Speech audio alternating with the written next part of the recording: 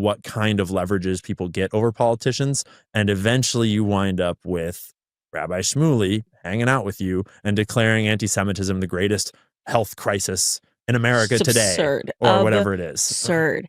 And this kind of really gets right to the crux of everything that's happening, which is you're seeing actually the left and the right unite on this one topic of recognizing that it's really wrong what's happening in Palestine. And this is such, to me, just a humanitarian issue, humanitarian approach.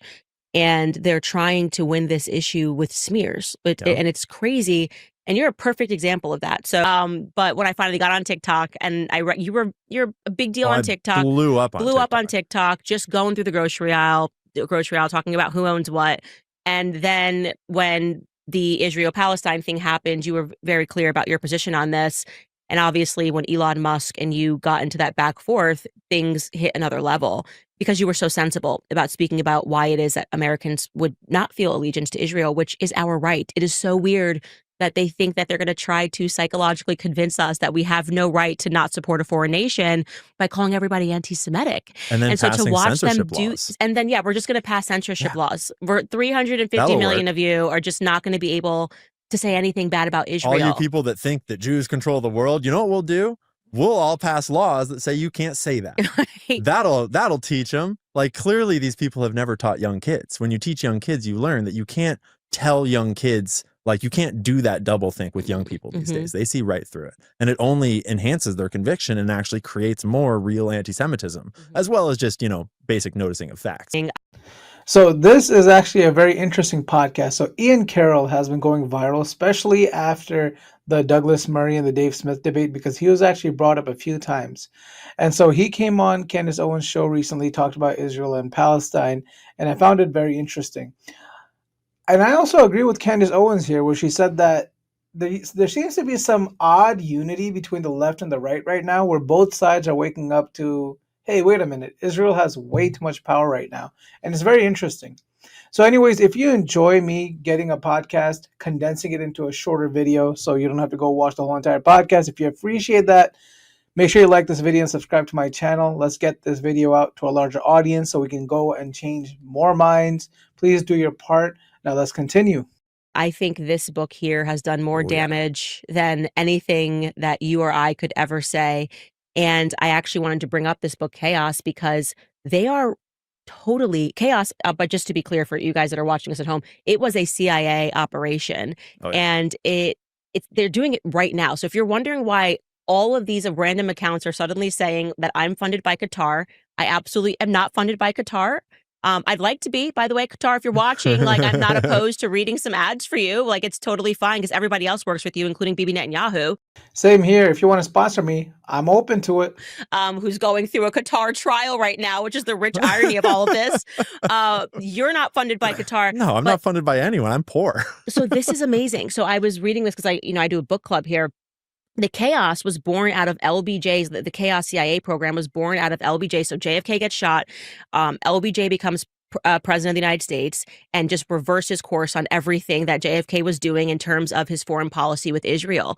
And he's getting them weapons, he's getting them money, and he wants war. So we're right back in that circumstance where it's like war. We're talking about war with Iran. And then there were these natural student protests that were happening because people were against the Vietnam War. And LBJ didn't believe that these could be organic protests. He believed that if they needed to seed the public with this idea that these protests were actually a foreign infiltration. And so they began this Operation Chaos to discredit people by pretending that they were foreign operators.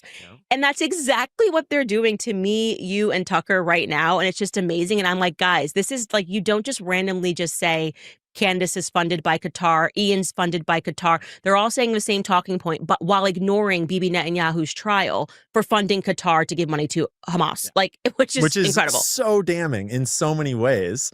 And it's not to mention that, so Chaos is the one where they're like surveilling and targeting and smearing and libeling these protesters, but that's overlapped over COINTELPRO, which was instated by J. Edgar Hoover, more so, although COINTELPRO tactics are universal, but that's actually causing dissidents to fight each other, causing spreading rumors about Black Panthers sleeping with each other's wives, spreading, salacious details that may or may not be true about Martin Luther King or other things. And and to be clear, a lot of the rumors about Martin Luther King were probably somewhat true, but they were very. So a lot of you have asked me about my thoughts on Candace Owens. I actually do agree with a lot of what Candace Owens says in terms of Israel. Now, in my opinion, she does go a bit further on people of the Jewish religion in general. And I think there's a reason for that. Obviously, she was in the Daily Wire. They fired her. There's a lot of negative feelings towards the Daily Wire, which is obviously a very pro-Jewish network. And so I think she went off a bit down that rabbit hole. But in terms of her criticism of Israel, I'm all for it. I think she's always on point in terms of that. Very fearful of Black nationalists and white liberals coming together. And I was sitting here going, oh my gosh, I have these beliefs. Like, they're going through Black Panther's beliefs in this book, and they're like, they believed in the Second Amendment, that you should defend yourself. They didn't trust the government. They believed in, like, they needed to keep, like, their families together, and they freaked out when people on the left began supporting them. They didn't want union, so they wanted to sow racial discord. And I think about why so many liberals hated me, because they thought I was like a self-hating Black person. And I'm going, guys, read this book. Like, the CIA is doing this all over again, trying to discredit and trying to sow discord, and we really need to, like, stay together right now. 100%. And it ties into the thing that initially brought us together in content was Diddy, is that once they saw how powerful these Black movements could be, because Black people have had such a bad go of it politically in those earlier days, especially, and then through the civil rights movement, they saw, oh my goodness, these people can really organize. These people can really project quality arguments and make a difference. We need to figure out, and I'm speculating a little bit as to the connections from A to B, but you wind up with Black culture being propped up by a whole bunch of blackmailers and really corrupt celebrities that are pulling strings in order to promote the most degenerate artists you could ever promote, in order to promote culture that is a direct pipeline to prison, which is basically used as slave labor today by all the biggest corporations like Starbucks, McDonald's, Verizon. Like, you're calling your Verizon sales rep, and some of those calls are going into prisons to people that are getting paid like cents per hour. And so the way that the Black community has been undermined since the sort of 80s and 90s through rap music is a big part of it, is so tragic. And I think that the seeds are sowed in that time period of the Black Panthers being such a threat, not a physical, violent threat in most cases, but rather a political threat.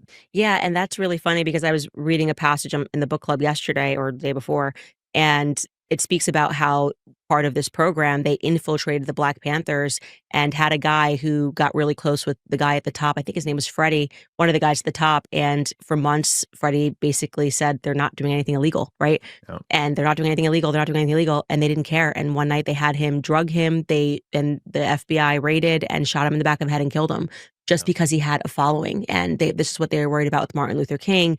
And so the biggest fear that they have is nationalism, like true America first.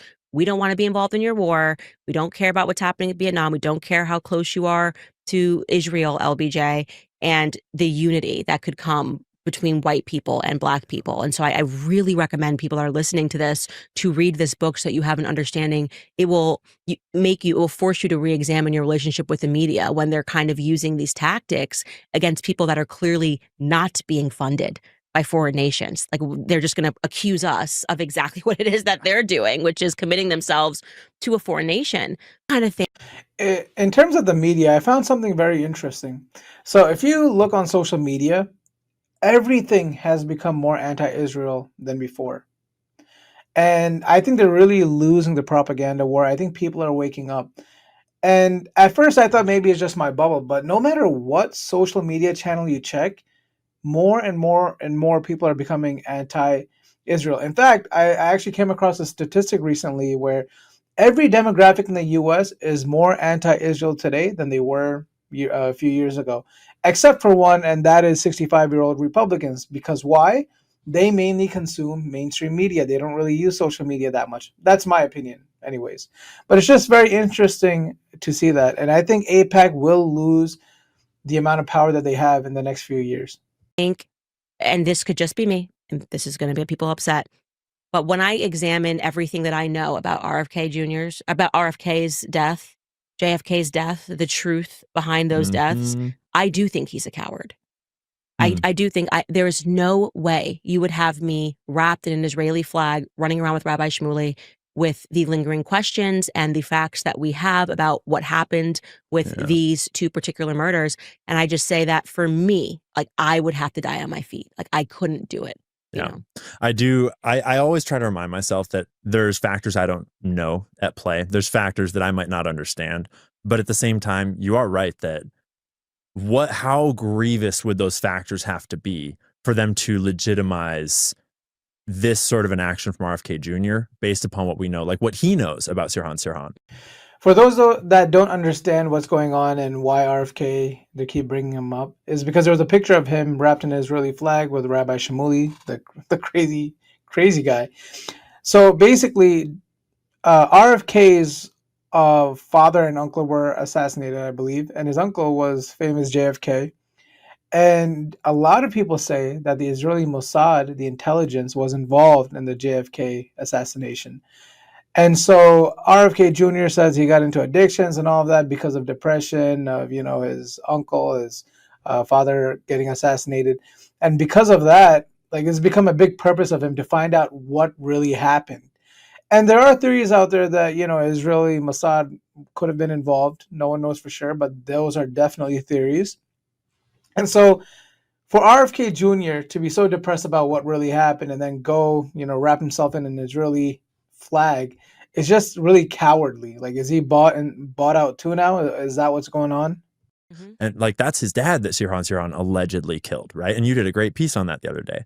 And it is tragic that I assume, my presumption is that there's a compromise being made in his mind of, I can put this issue to the side if it allows me to tackle this issue, being like the vaccines and the health and all that. But then the problem is that I put out that video that blew the world up, and I'm getting contacted by like MAGA moms that have been involved in the movement for 10 years and by other people that were in the campaign.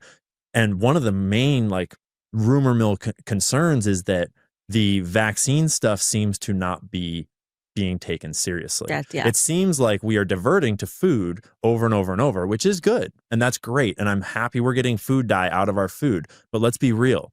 Millions of people were harmed and killed by this bioweapon that we know now was engineered by our government and our deep state, and then was leaked out of a lab that we were running. And then the vaccines were also already like funded and helped make, like the CIA helped make the mRNA technology that was used in those vaccines. And then the liability shields, like the amount of evidence that is being compiled as to the multi-billion-dollar profit and the multi-million-dollar death toll of this scam. And we're in that window right now where if they get away with it, like I said, it's like a post-2008 feeling to me, where if we let them get away with it for enough years, no one's going to ever be held accountable, and they're going to just go free with their billion-dollar paychecks and no one held accountable. Right. And I can't help but wonder if the MAGA movement has been infiltrated in some way in order to make compromises that you can do this, but not this. You can get this done, but it's just politics. This is just how it works. Say, by the way, as an extension of that, also the MAGA movement. It sort of feels like they're doing the bare minimum for Americans and what we actually put them in office for, and then doing the absolute maximum for like Bibi Netanyahu's entire agenda, while being like, oh, but look, we did, at least Tom Homan did get out 2,000 criminals in the border. We've stopped it. And we've asked you for a lot more. The mandate was a lot more. And you seem to have, in just 3 months, done so much for Israel. That is so true. And I commend Candace Owens for saying that, because all the big America First people, they need to stand up and say, how come we're not being America First? How come we're being Israel first? Because we have, for sure, if not more than at least equal, have done a lot for Israel and not as much for the United States. You know what I mean? Yeah. If we could dedicate that same. And we have people like Candace Owens speaking out, Tucker Carlson. These are two big figures of the America First movement. And if they're saying this, that's a great sign. That means people are seeing it as well. Energy to what you promised everyone that you were going to do for Americans, that would be great. But once again, we're left feeling like this is just a slave colony. Yeah, and the fact that the movement is called America First originally, Mm-hmm. and that is a stroke of genius because it is so hard. They're trying their best, but it's so hard to make what they're doing look America First, and they're trying to do all these backwards arguments. Like, how is passing speech laws that like in some cases criminalize, or at the very least, kick you out of school, pull your federal funding if you criticize Israel? There are no laws about racism in America. If you Google right now, there is no recognized definition of racism by our government. But if you Google America's official definition of anti-Semitism, there's a whole page on the State Department's website about anti-Semitism. And so how do you call this America First when we are explicitly going against our First Amendment of our Constitution on behalf of a different nation? And the funny thing is, I believe that definition of anti-Semitism comes from Israel. So we're getting our definition of a word from a foreign country. We didn't even make the definition up ourselves. And inside of those guidelines, they specifically say that saying that Jewish people would have more allegiance to Israel than to America because they're Jewish, that's anti-Semitic to say. Crazy. While out of their mouths, they're saying we need to do these things for Israel, or like, I am a Jew first above all else. Things like that are like, how are we going along with this cognitive dissonance? That there will be a moment where we are seeing Americans arrested, because I'm so shocked by the fact that they're arresting students that have green cards and getting them kicking them out of the country. And I'm just going, was I alive for BLM when the Trump administration in 2016 took the approach that this was really wrong and radical and leftist, when people were demanding speech laws and hate speech laws for BLM, and we were talking about how wrong that was. And now they've completely done a 180. This administration's done a 180, and they're like, but for the special category of Israel, all of this is actually fine. Like, woke is fine when it comes to Israel. Do you think there will come a time, because they do have these laws? Like, if I go down to Florida, do you think like Ron DeSantis is going to have me arrested if I criticize Israel? Okay, does anyone else notice how she says Israel? Am I the only one that notices that? Is that really how it's pronounced or something, like in Hebrew? I don't know. But yeah, I don't want to pick on that. But I agree. Like, the whole turnaround on the administration is insane with the freedom of speech laws. Like, I was totally shocked when the brother Mahmoud Khalil with his green card is probably going to be deported, and he has a pregnant wife. Like, they're being ruthless, and that's going to go down in history. It's unbelievable. I don't know how fast it'll happen, but in Europe, it's already happening. And if you notice the language, the IHRA definition, they've always been very intentional to say a non-legally binding definition, which to me is a direct setup for where they're going. And this is something that to their credit, people like Whitney Webb have been talking about for quite some time, that the surveillance state is the vast majority of the surveillance state is built on Israeli technology by Israeli tech firms. And Palantir is a great example. Palantir funded J.D. Vance to the nines. J.D. Vance is like, his whole inspiration for politics came from the Palantir and Peter Thiel space. And so those companies, they have massive AI-led databases that are just surveillance maximal. And they have surveillance on our phones, they have surveillance in our schools, they have surveillance in our EMS response systems. And those databases are cataloging everything that we're doing. And we don't really have a lot of transparency on what they're cataloging. But when I'm looking at the policies, and I'm looking at where Europe has gone with said policies, and I'm looking at the people that are behind the policies in America, to me, it looks like a direct walk from you are anti-Semitic to you support terrorists to you're a domestic terrorist. Now we have a reason to come after you. Wow. And I don't think that America will stand for it. I think that Americans are wise, and I think that we were raised on a culture of liberty and freedom of speech. And I think that they're trying to do a thing that is impossible to do, but it's only impossible to do because of people like you, because of people like Tucker, because of people in the media. I mean, even people like Joe Rogan, who gets called controlled opposition all the time. Like, he chose to have the conversation he had with me. He chose to have conversations with people about vaccines. Like, people will only go so far. And we have this media environment now where people that are wise and capable have enough reach to speak out and to counter narrative. Right. And Ian Carroll is totally right here. First of all, Palantir is a really scary company. For anyone that wants to do some research on Palantir, they have some scary, scary power with all the data that they take. Now, what Ian Carroll said about how they're going to take a normal person just protesting.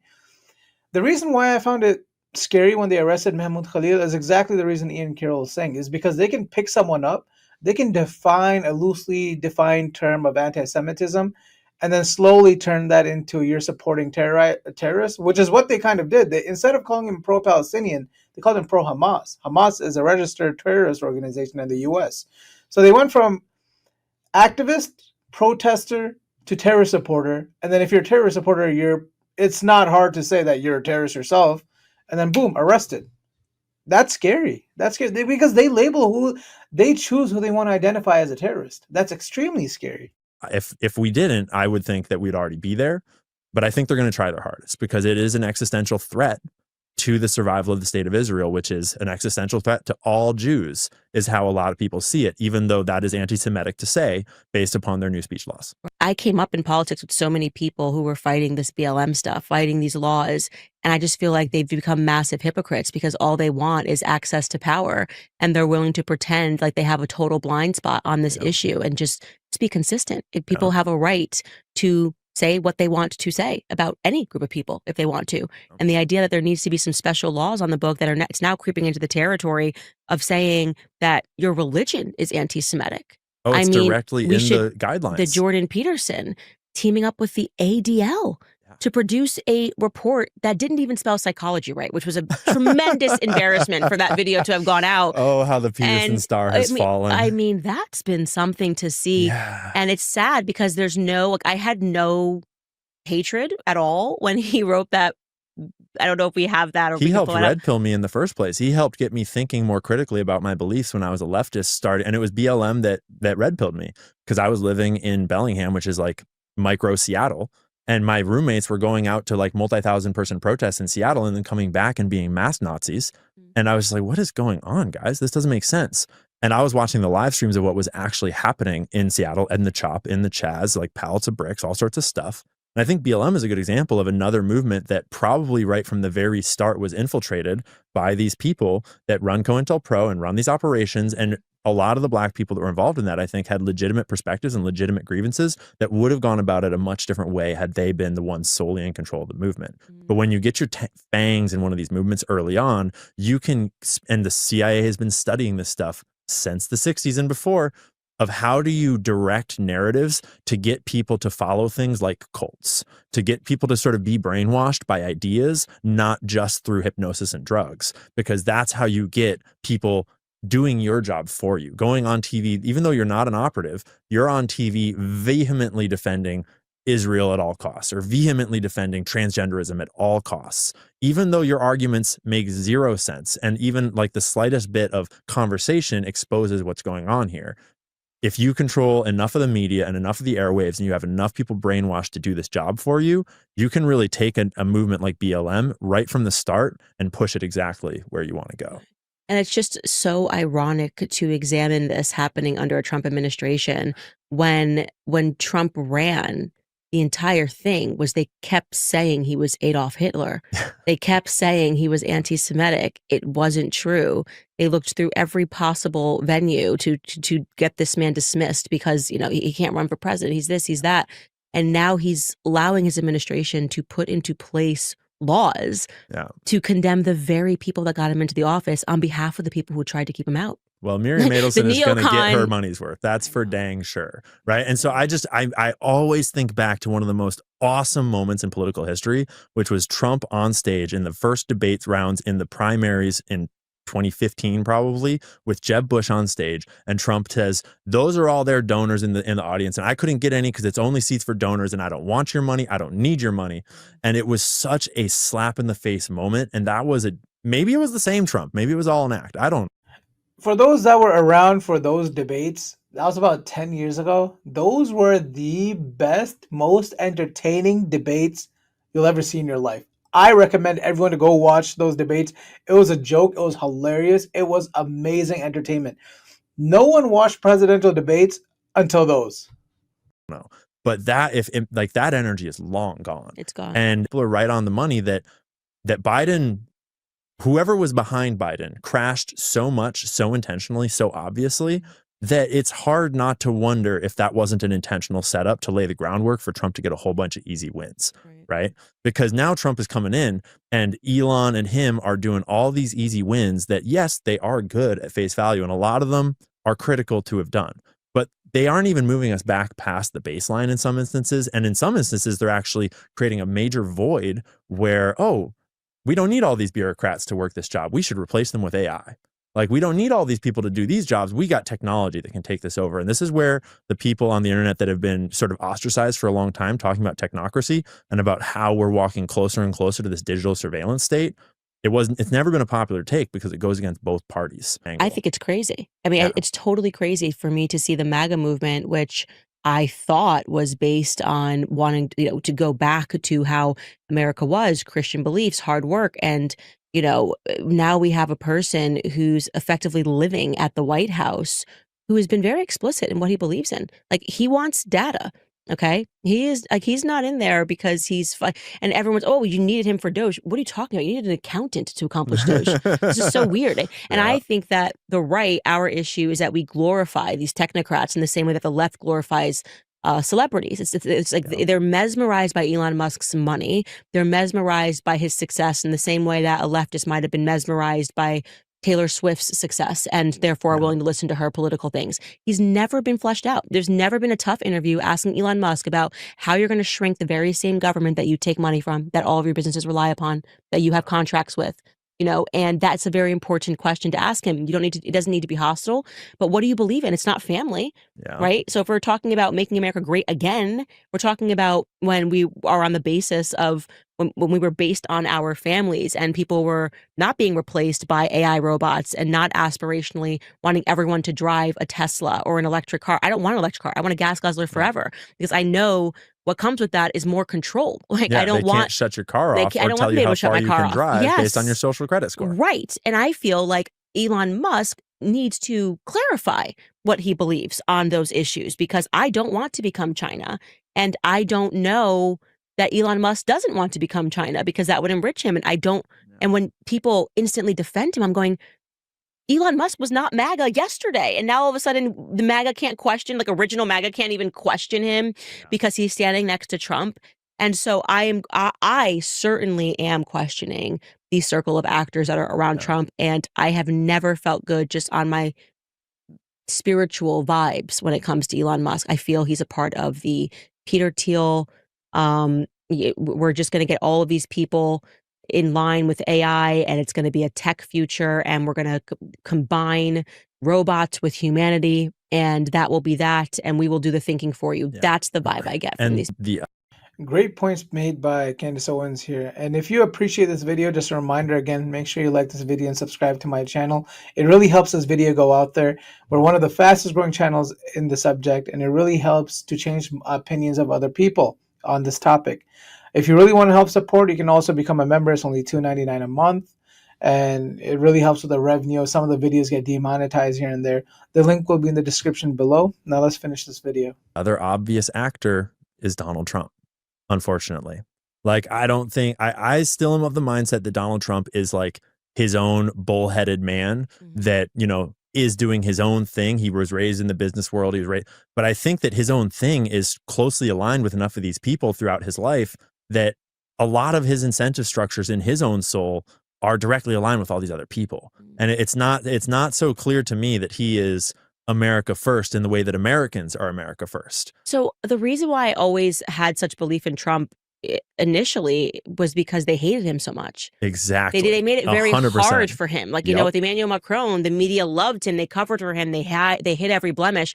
Trump was the exact opposite in 2016. So I was very inclined to believe this was actually an America First movement. And they fought him tooth and nail every day of the first 4 years. Now, all of a sudden, things are different.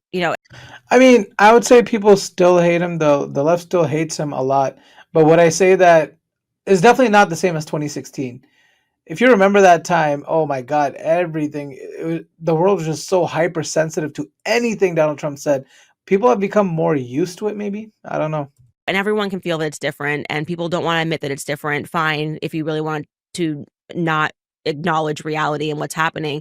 But it is true that I feel like everything changed the day that Miriam Adelson wrote that $100 million check to him. That was what was really trippy for me, was them at the exact same time that they're trying to train us to believe that speech is violence, they're also trying to train us to believe that actual violence is not violence. Yes. So it's like a bunch of Palestinian kids being blown up. That, how dare you comment and say that that's wrong? That is understandable violence. And then it's like Kanye tweets something and it's like, oh my gosh, no, every person must make a statement and condemn him for his speech violence. That could really be really bad. And I'm more awake than that, you know? And I know how important it is to protect speech, because otherwise you will get a government that is doing demented and demonic things, and you will not be able to question that government. And I feel that we are inching closer to that. And it pains me to say that I don't feel that guardrails have been set up under Trump, who I have supported for 8 years. It pains me to say, but I now feel that he has just allowed his administration to run things and is not doing what I put him in office to do, or at least not prioritizing what I put him in office to do. They had a very clear mandate coming in, and it was America first in every sense of the word. And the deportation stuff has been a huge mess, right? Like, so much of the government, getting the government uncorrupted, kind of been a mess. Some of it's been great. It's been easy to paint it on Twitter and get lots of views for, promoting his last thing that he cut, or the last thing that he, uncovered and exposed, which a lot of that Doge stuff was actually publicly available information in the first place. Like, a lot of that was already out there. And at the same time, the real like Israel first bent to it all is scary. And the JD Vance Peter Thiel connection, where JD Vance is getting propped up as like 2028 presidential run kind of material, is scary, because JD Vance is very skilled, and I've really enjoyed everything he said on camera. Like, he is an excellent public speaker, and his debate was amazing, and I didn't know anything about him beforehand. I don't think anyone knew anything about him beforehand. When he was chosen as vice president, I was like, who the heck is that? And I agree, he's a very talented debater. And he's very good at what he does. But when you actually research how he came up and how he got put into that position, who funded him all the way up, it just looks like they're setting us up for 2028 to be the next step down this road, and trying to keep themselves positioned as the good guys. Is like, they need us to be on their team, right behind them on team victory all the way. Well, the reality is that American sentiments are shifting, and it's not going to be enough. I don't think propping up people is enough anymore. I think people are very much awake to what's happening, and that's what terrifies them. That's why they're running this operation, the COINTELPRO 2 and Chaos 2, trying to make people not believe in us and make us think that we're the ones that are sold out. And by the way, I do want to say this too, like, their strategies are laughable. Like, they're so boomer cringe. The woke right trying to keep pretending and like confusing what woke, like, everyone knows it's you. Like, and they spend hours on Twitter. This is what the real woke right is. This is what the real woke, anybody who doesn't like Israel is the woke right. So guys, we all know who it is. Okay. You can create an entire liturgy of woke right. We're awake. We know it's you. We know it's you. Never ending wars. Like, especially when Meghan McCain tried to weigh in. I'm like, no, guys, this is way too obvious. Like, you don't want her on your team. Yeah, like, their strategies now are like, we're going to criminalize just asking questions. I'm like, this is such a bad idea. I'm like watching their PR from afar, and I'm just like, guys, you're not winning anybody. You're just not winning anybody with this. And they can't stop themselves. The Babylon Bees' brains are broken over there. And they've aged out, I think. They just like aged out of PR and understanding like what Gen Z is, and understanding like how the millennial sentiment. And they're just kind of engaging in really weird PR tactics of like, we're going to issue a report on Christ is King. I'm going, guys, what are you doing? No one is falling for this right now. I mean, you said they've aged out. I would argue that they have truthed out, in the sense that the decentralized media has opened all of us up, so they can't control what everyone's seeing and hearing anymore. And the truth is so powerful. And, you might say God is so powerful, because so there's this quote I always come back to, and I heard it from Ryan Dawson first, but it might've been older than that. And it was that a lie needs to be spoken 1,000 times to be believed, the truth only once, right? And it's because you need to just hammer that into people, but the truth just spreads itself.